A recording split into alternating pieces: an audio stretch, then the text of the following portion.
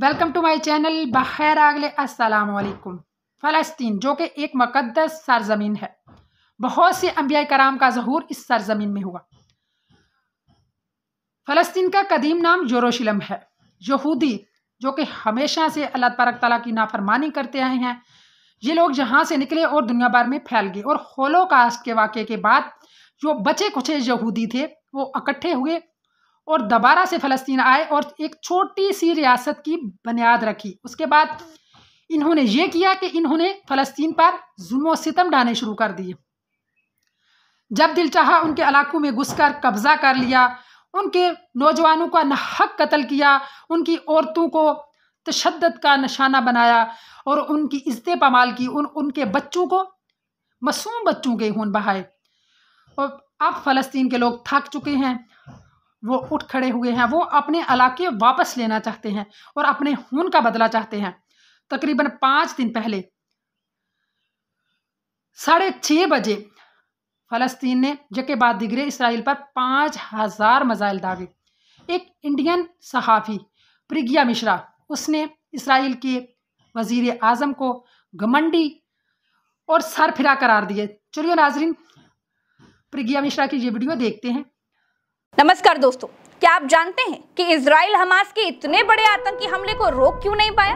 वजह एक ही है, इजराइल के प्रधानमंत्री का अहंकार, इजराइल के प्रधानमंत्री का घमंड, इजराइल के प्रधानमंत्री का गुरूर, इजराइल के प्रधानमंत्री नेतन्याहू की तानाशाही। हाँ, मैं बिल्कुल सही कह रही हूँ। किसी भी राजा का घमंड, उसकी तानाशाही, उसका अहंकार किसी भी देश को संकट में डाल सकता है।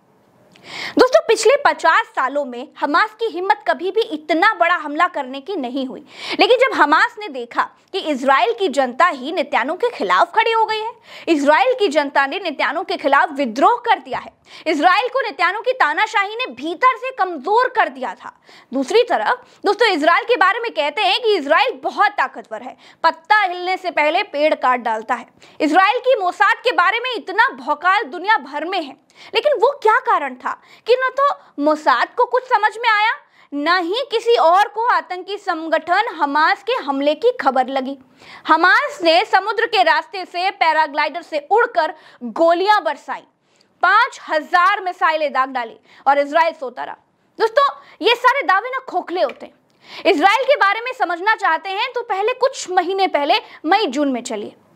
हुआ ये कि नेतन्याहू खुद को खुदा समझने लगे थे। किसी भी देश में जब किसी को जनता ज्यादा समय तक गद्दी पर बिठा देती है तो वो खुद को ना खुदा समझने ही लगता है। उसे लगने लगता है कि केवल उसका ही वचन है शासन, कोई उससे ऊपर नहीं है। यही इजराइल में हुआ। नेतन्याहू ने खुद को सबसे शक्तिशाली बनाने के लिए इजराइल की संसद से जुडिशियल ओवरऑल बिल पास करा लिया। ये वो कानून था जिससे अब इजराइल में सुप्रीम कोर्ट सरकार के किसी भी फैसले को गलत बताकर खारिज नहीं कर सकेगा। यानी जो सरकार कहेगी वही होगा। नेतन्याहू ने कानून बनाकर सुप्रीम कोर्ट को खुद से छोटा कर दिया। संसद में इसका विरोध हुआ तो 56 सांसदों को संसद के बाहर फेंकवा दिया गया। मतलब संसद में मौजूद जो मार्शल थे, उन्होंने इसका जब विरोध हुआ तो जितने सांसद थे उनको संसद से बाहर का रास्ता दिखा दिया।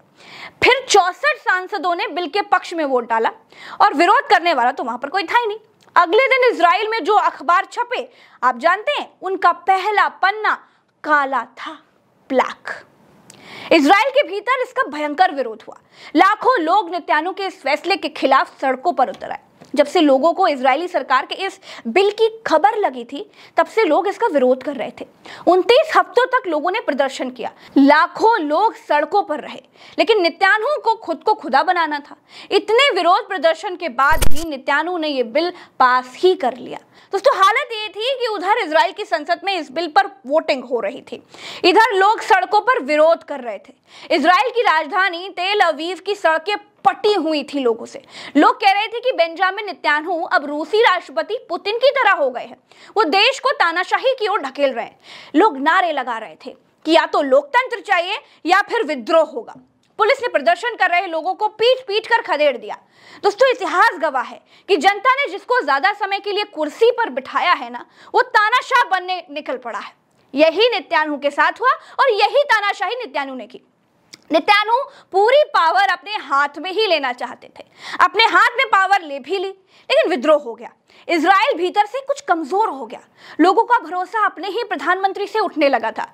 नेतन्याहू को इसका एहसास हुआ तो उन्होंने कहा कि इजराइल मजबूत लोकतांत्रिक देश है और इस तथ्य को कोई भी नहीं बदल सकता। हम हर हाल में साथ खड़े रहेंगे। आपसी मतभेद के चलते दुश्मनों के सामने देश कभी भी कमजोर नहीं पड़ेगा। नेतन्याहू की सनक ने इजराइल को भीतर से तोड़ दिया था। आतंकी संगठन हमास ये सब कुछ बहुत करीब से देख रहा था, पूरी की पूरी प्लानिंग कर रहा था और नेतन्याहू खुद को इजराइल का सबसे ताकतवर राजा बनाने की कोशिश में लगे थे, क्योंकि इजराइल में नेतन्याहू की गठबंधन की सरकार चल रही है।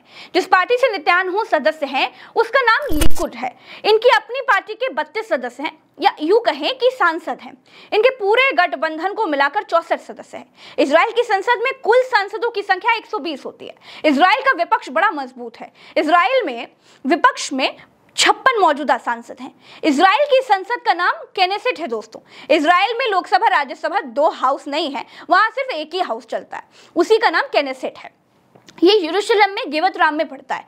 यही सारे कानून बनते हैं और यहीं से राष्ट्रपति बनते हैं। अभी पिछला चुनाव अभी 2022 में ही हुआ है। अब कहने का मतलब यह है दोस्तों कि नेतन्याहू सरकार बहुत ज्यादा नंबरों से नहीं बनी है, इसीलिए नेतन्याहू खुद को मजबूत करने के लिए और इनके निर्णयों को सुप्रीम कोर्ट भी ना बदल पाए, इसके लिए ये सुप्रीम कोर्ट की शक्ति कम करने वाला कानून लेकर के आ जाते हैं। इसके बाद जून जुलाई के महीने में देश में विद्रोह हो जाता है। नेतन्याहू अपनी सरकार बचाने और अपने देश के लोगों को समझाने में लगे हुए थे और दूसरी तरफ हमास ने हमला कर दिया। हमास को अमेरिका ने आतंकी संगठन घोषित कर रखा है, लेकिन हमास खुद को फिलिस्तीन की आर्मी कहता है, क्योंकि फिलिस्तीन के पास अभी तक कोई आधिकारिक आर्मी नहीं है। हमास खुद को फिलिस्तीन का रक्षक बताता है। हमास गाजा से आगे बढ़ रहा है। इजराइल के बेगुनोयर एयरपोर्ट पर भी हमला कर दिया है। फिलिस्तीन के पक्ष में ईरान, सऊदी, टर्की, मिस्र, यूएई और कतर भी खड़े हो गए। इनका कहना है कि युद्ध नहीं होना चाहिए, लेकिन इजराइल को फिलिस्तीन की जमीन वापस कर देनी चाहिए।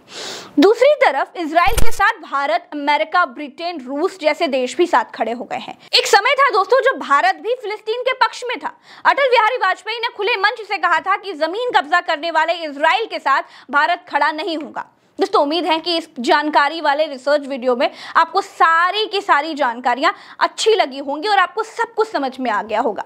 अगर हमारा ये रिसर्च वीडियो आपको पसंद आया तो शेयर जरूर कीजिएगा, क्योंकि बड़ी मेहनत से ये वीडियो हम आप तक पहुंचाते हैं। और अगर आप किसी भी और वीडियो को देखना चाहते हैं, आपके पास नोटिफिकेशन नहीं आ रहा है, तो इसके लिए आपको बेल आइकन क्लिक करना पड़ेगा। दोस्तों एक बात याद रखिएगा, किसी भी समस्या को समझने से पहले उसकी जड़ को समझना जरूरी है, और वो ही हम आपको प्रज्ञा के पन्ना के एनालिसिस में दिखाते हैं। चैनल सब्सक्राइब करना मत भूलिएगा। इस वीडियो में इतना ही। नमस्कार, राम राम, दुआ सलाम, जय हिंद।